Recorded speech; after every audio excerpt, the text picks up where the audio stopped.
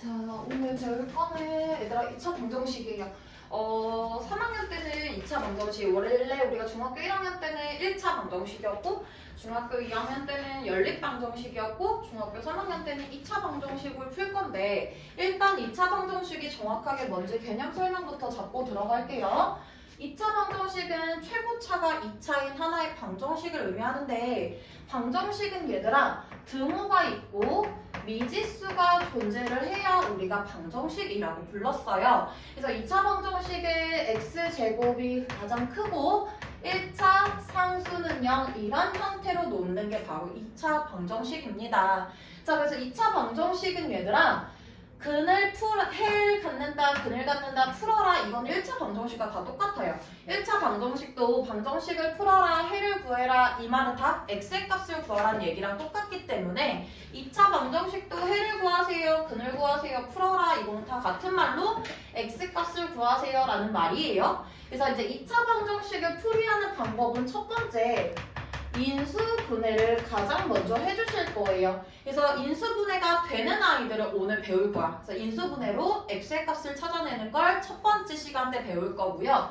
두 번째는 우리가 1단원에서 배웠던 제곱근을 이용해서 제곱근을 이용해서 x값 구하는 걸 할 거고 세 번째로 근의 공식이라는 걸 배울 겁니다, 얘들아. x값을 구하는 공식이에요. 그래서 우리가 인수분해를 제일 먼저 하는 이유가 인수분해가 되면 되게 간단하고 깔끔하게 x의 값을 찾아낼 수가 있어요.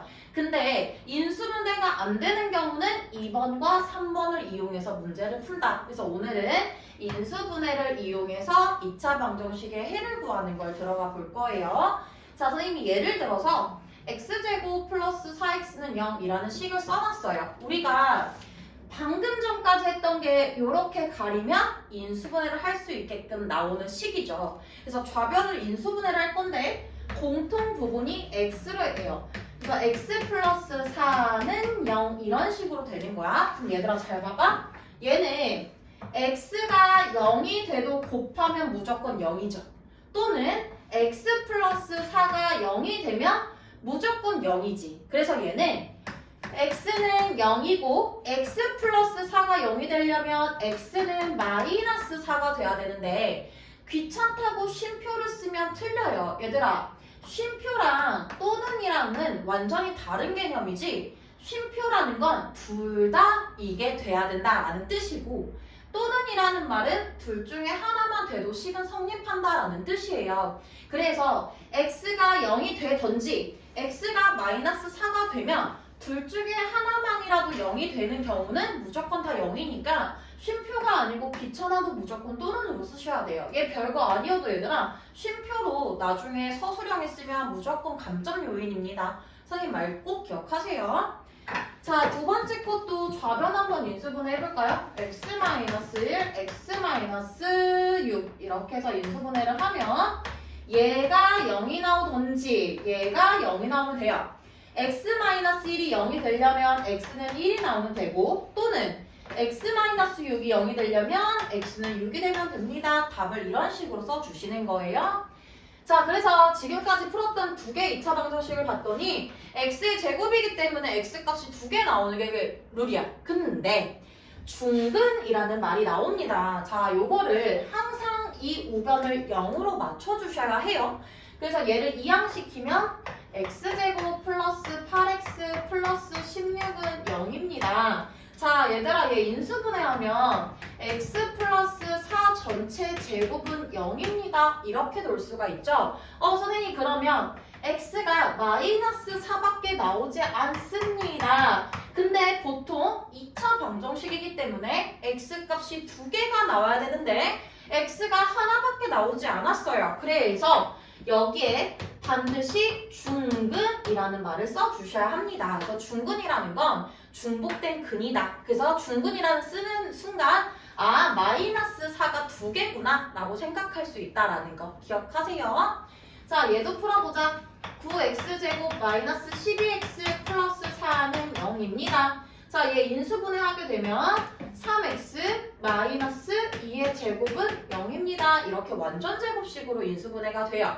그럼 얘가 0이 되면 되니까 x는 3분의 2고요.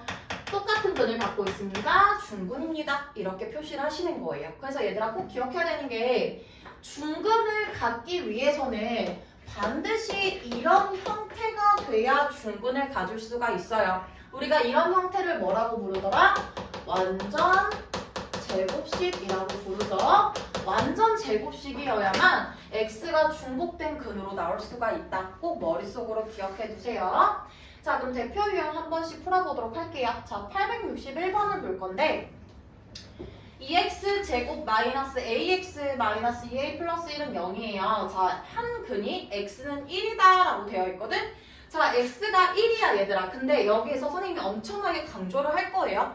한 근이 무엇일 때 라는 말이 나오는 순간 여러분들은 무조건 집어넣어야 되겠다 라는 걸 생각을 하셔야 돼요. x 자리에다가 무조건 1을 대입을 하시는 거야.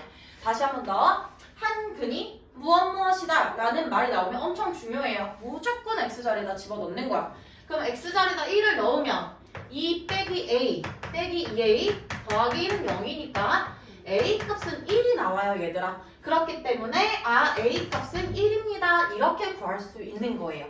자, 865번도 봐봐. 얘들아 우리 이거 뭐라고 읽냐면 a랑 비슷하게 생긴 녀석, b랑 비슷하게 생긴 녀석이 새로 튀어나와요. 우리 얘를 알파라고 불러요. a가 아니고 얘를 베타라고 불러줍니다. 꼭 기억하셔야 돼요. 알겠니? 그림이 a랑은 다르게 생겼어 얘들아. 알파, 베타 이렇게 꼬부라지게 생겼으면 알파, 베타구나 이렇게 생각하셔야 해요. x 하나가 알파라고 할 때, 한 근이 알파라고 할 때, 한 근이 무엇이다 라고 할 때는 무조건 대입을 시키자라고 했죠. x 자리에다가 알파를 집어넣어 주시는 거예요. 그러면 알파 제곱 마이너스 5알파 플러스 3은 0이다 이런 식으로 놓을 수가 있는데 1번부터 선생님이랑 하나씩 차근차근 볼게요.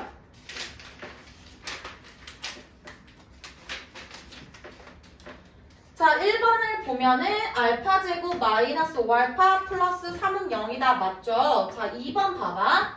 4 플러스 5알파 마이너스 알파 제곱은 7입니다. 싹 다 넘겨볼까요? 그럼 알파 제곱 마이너스 5알파 넘기면 플러스 3은 0이니까 식이 똑같아요. 2번도 맞아요. 자, 3번 볼게요. 2알파 제곱 마이너스 10알파는 마이너스 6이다.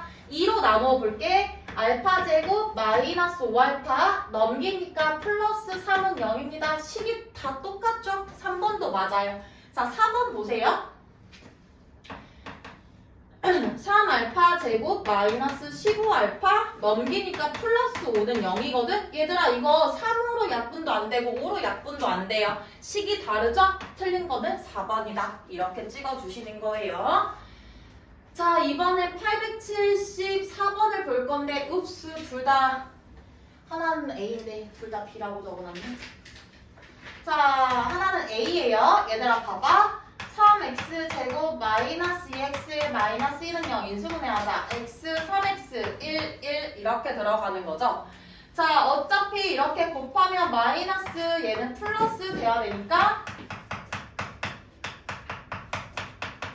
이런 식으로 돼야 돼요. 그러면 얘가 0이 되던지 얘가 0이 돼야 되기 때문에 x의 값은 1 또는 x의 값은 마이너스 3분의 1입니다. 이렇게 놓고서 문제를 풀 수가 있어요. 자, 880번 볼게요. 880번에 x제곱 플러스 2ax 마이너스 a 마이너스 11은 0이다.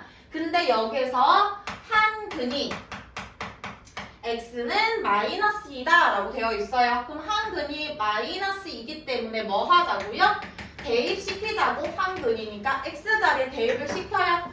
4 빼기 4a a 빼기 11은 0 이렇게 되겠지? 그럼 마이너스 5a 플러스 15는 0이니까 a는 3이에요. 그럼 3 여기다 집어넣으면 x제곱 플러스 6x 3 넣으면 마이너스 얼마가 되냐? 8이네요. 그럼 플러스 8이 돼. 3 넣으면 얼마야? 나 왜 계산을 못하고 있어? A 3 맞아 얘들아? 마이너스 5A a는 3 넣으면 6x 여기다 3 넣으면 얼마야? 마이너스 8이지. 그럼 플러스 8. 오케이. 그러면은 2, 4 이렇게 돼야 되겠다. 그러면 x 플러스 2, x 플러스 4는 0이니까 x의 값은 마이너스 1 또는 x의 값은 4입니다. 이렇게 구할 수 있어요. 그래서 한 근이 마이너스이니까 다른 한 근은 마이너스 4입니다. 이렇게 구하시는 거예요. 자, 884번. x제곱 마이너스 5x 플러스 4는 0인데 두 근 중 큰 근을 구하세요.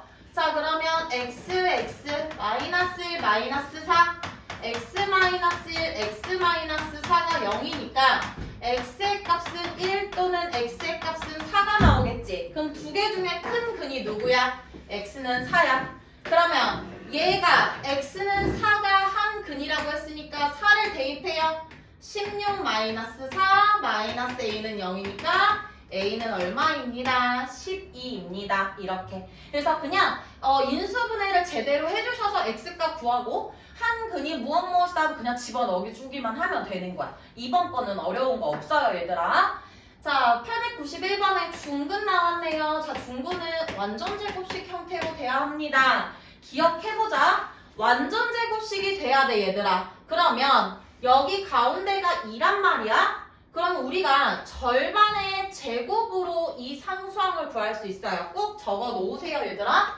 완전 제곱식인데 개수가 1이면 x 개수의 절반의 제곱. 절반의 제곱이 바로 상수항이 됩니다.